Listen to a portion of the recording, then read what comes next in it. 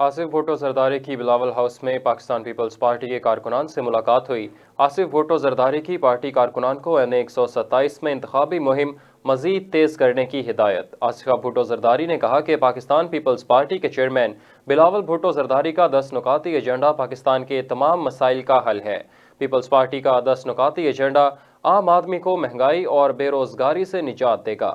پاکستانی عوام نے جلسوں میں مثالی شرکت کر کے پیغام دے دیا ہے کہ وہ ملک میں سیاسی استحکام کے خواہش مند ہیں۔ پاکستان پیپلز پارٹی کو ووٹ دینا ملک میں نفرت اور تقسیم کی سیاست کو دفن کرنے کے مترادف ہوگا۔ 8 فروری پاکستان پیپلز پارٹی کی جیت کا دن ہوگا۔ اس دن ترقی یافتہ اور روشن پاکستان کا حقیقی سفر شروع ہوگا۔ آصف بھٹو زرداری سے ملاقات کرنے والوں میں عارفہ بھٹو، سحر کامران، فواد زیدی، شائستہ اسلم، صبت حسین، نایاب جان، عائشہ نواز، موسیٰ کھوکھر اور سکینہ حسن شامل ہیں۔